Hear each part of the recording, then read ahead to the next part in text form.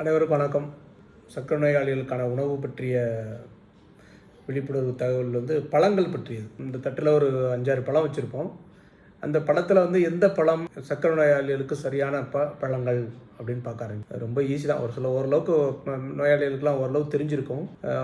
என்னுடைய நோயாளிகளும் கொஞ்சம் இந்த விஷயத்துலலாம் கொஞ்சம் தெளிவானவர்களாக தான் இருப்பாங்க. சரியான பழங்களை தேர்ந்தெடுக்கிறாங்க. முக்கியமாக கனிந்த பழங்களை அவாய்ட் பண்ணணும். பழங்கள் சாப்பிடலாம், சர்க்கரை நோயாளி பழங்களாம் சாப்பிடக்கூடாது அப்படின்னு இல்லை, சாப்பிடலாம். கனிந்த பழங்களில் சுகர் சத்து, சர்க்கரை சத்து ரொம்ப அதிகமாக இருக்கும்.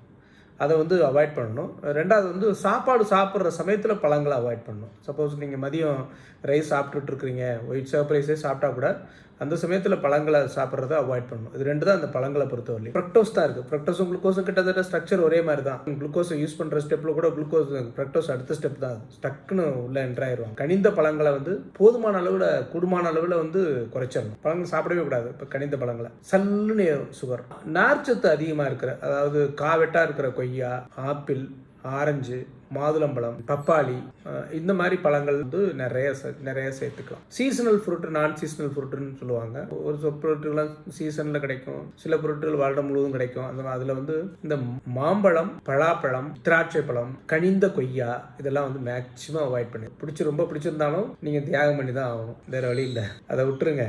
மற்றது ஆப்பிள், ஆரஞ்சு, காவெட்டாக இருக்கிற சிவப்பு கொய்யா, பப்பாளி, அந்த மாதிரி பழங்கள் நீங்கள் சேர்த்துக்கலாம். அதுதான் இந்த தட்டில் நீங்கள் எந்த பழங்களை அவாய்ட் பண்ணணும், எந்த பழங்களை எடுத்து வச்சுருக்கோம். அடுத்து இன்னொரு ஸ்லைடு பார்த்தீங்கன்னா காய்கறிகள். இப்போ நீங்கள் ஒரு கடைக்கு போகிறீங்க, உங்கள் வீட்டில் 2 பேருமே சர்க்கரை நோயாளி, ஹஸ்பண்ட் ஒய்ஃப் 2 பேருமே சர்க்கரை நோயாளி, நீங்கள் 2 பேர் தான் இருக்கிறீங்க. உங்களுக்கு காய்கறி கடையில் எல்லா காய்கறியும் நிறையா இருக்குது. ஸோ எந்த காய்கறியை நீங்கள் அதிகமாக வாங்குவீங்க, எந்த காய்கறியை கம்மியாக வாங்குவீங்க அப்படிங்கிறத மாதிரி தான் இந்த கொஸ்டின்.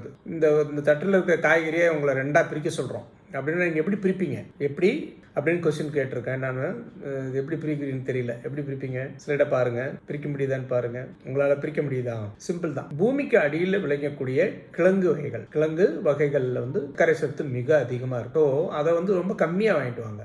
ரொம்ப கம்மியாக வச்சு சாப்பிடணும். சாப்பிடவே கூடாதுன்னு இல்லை, ஒரு 2 உருளைக்கிழங்கு போட்டுக்கலாம் சாம்பாரில். பட் அதனால் உருளைக்கிழங்கு கூட்டெல்லாம் செஞ்சு சாப்பிடக்கூடாது. அதே மாதிரி ஒரு கேரட் காலையில் சாப்பிடலாம். ஒரு 2 கேரட், சின்ன கேரட்டு சாப்பிடலாம், தப்பில்லை. அதனால கேரட்டை கூட்டு செஞ்சு இவ்வளவு கேரட்டு சாப்பிட்டா கண்டிப்பாக சுகர் ஏறும். ஸோ கிழங்கு வகைகள்ங்கிறது பூமிக்கு அடியில் விளையக்கூடிய கிழங்கு வகைகளான காய்கறிகளை ரொம்ப குறைவாக சேர்த்துக்கணும், ரொம்ப குறைவாக சேர்த்துக்கணும். அதே சமயத்தில் பூமிக்கு மேலே விளையக்கூடிய பசும் காய்கறிகளை நீங்கள் எவ்வளோ வேணாலும் சாப்பிடலாம், எந்த தப்பும் கிடையாது. ஸோ காய்கறிகளையும், பயிறு வகைகளையும், கீரை வகைகளையும் அதிகமாக விரும்ப ஆரம்பிங்க. அதுதான் ரொம்ப முக்கியம். விரும்ப ஆரம்பிங்க. அதுக்கப்புறம் தான் உங்களுக்கு அது மேலே ஒரு விருப்பம் சாப்பிட ஆரம்பிப்பீங்க. அதான் இந்த ஸ்லைடு, அந்த பற்றின ஸ்லைடு தான். தேங்க்யூ.